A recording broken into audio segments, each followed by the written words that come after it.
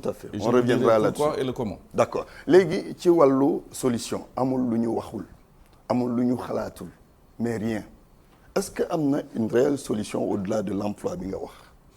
xam nga l'emploi boo nee damay def de sorte que xale yi di xëy di am lu ñu yóbbul seen mbokk dimbali seen parents am seen dignité da ngay xool les conditions de faisabilité lan la ñuy wax xëy aller travailler. oui.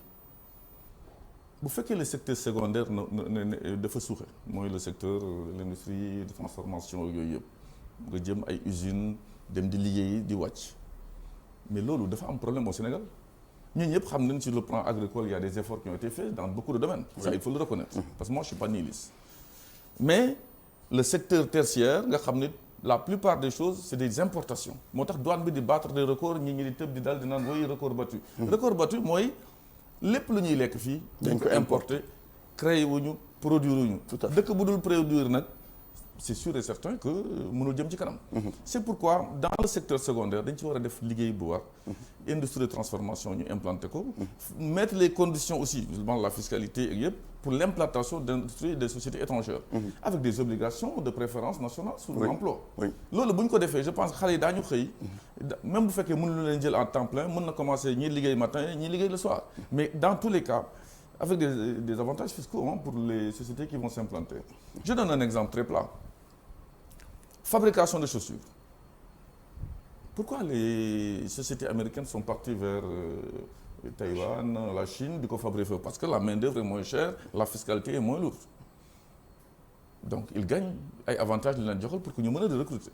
Pourquoi pas? Avec notre positionnement géographique et géopolitique de Dakar, côté de la mer, en face des États-Unis, à quelques encablures de l'Europe. Fii tamit mën nañu ko def.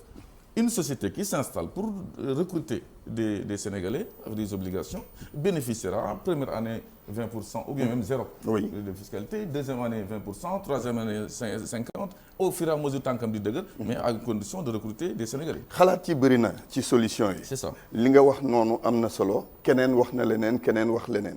est-ce que jotul ñu toog def les assises généraux pardon. Les états généraux laa bëgg a wax.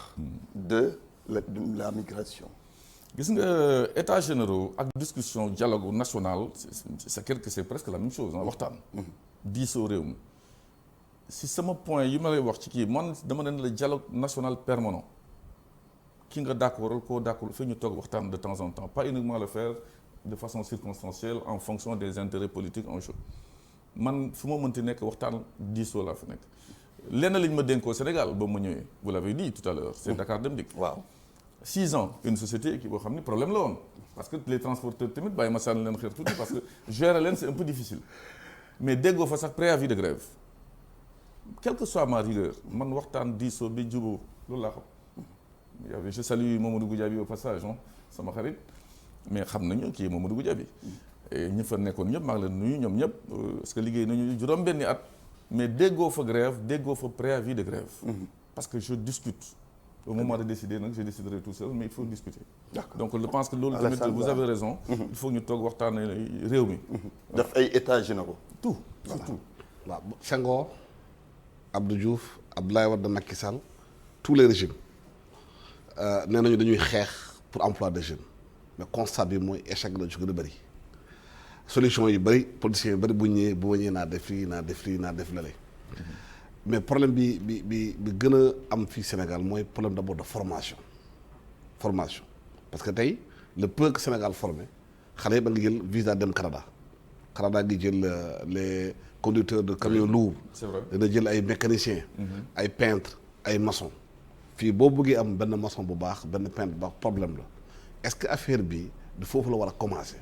ci formation bi ci éducation bi foofu loolu war a njëkkee ba xale yi ci sur la longue durée mun a métier parce que Sénégal fii boo génnee ci biti fii suñu mbokk yi nekk sous région bi ñu ngi fi ci jaay boutique parce que ñoom Sékou Touré politique bu mu doon def foofu y avait une politique de formation qui a été mise en place ba tax boo demee chantier yi ñooñu nga fay fekk.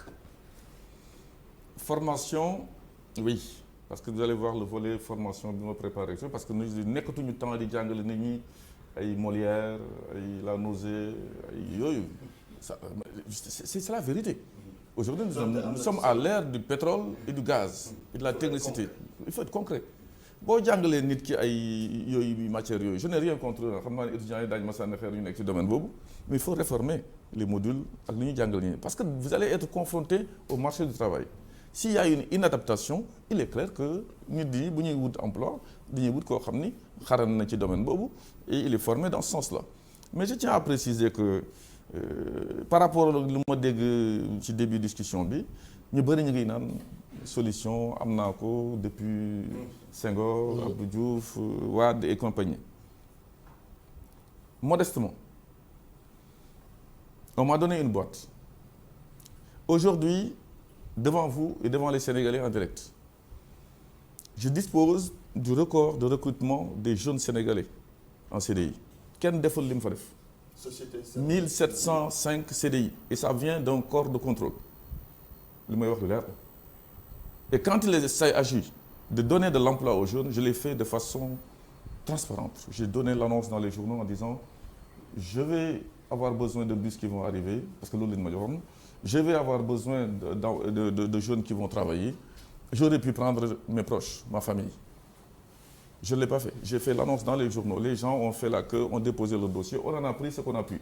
Je pense ku nekk ku la joxoon responsabilité du service public boo defoon loolu daañu wàññi un peu le nombre de chômeurs au Sénégal. Et je parle uniquement des CDI.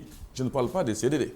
Je ne parle pas des prestations yoo xam ni def nañ ko au niveau de Dem Dikk, y compris les handicapés. Ñooñu ñëpp c'est des gens qu'on avait isolés, di tendre la main dans la rue. Mais je passais, je les voyais, je dis votre carte d'identité contre ma carte de visite, trouvez-moi, je vous donnerai de l'emploi. C'est ce que j'ai fait. Beaucoup ñëpp defoon, vous pensez que ça ne va pas diminuer le problème? Mais bon, fii ku ñu fi fal nga dem jël sa famille teg ci kanam. Moi xaw ma loolu. Le service public doit être au service du public. Donc c'est ça que je crois. Mais la formation doit être revue, adaptée.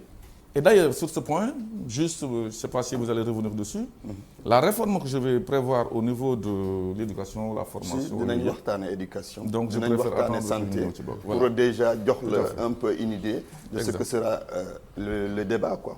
Waaw.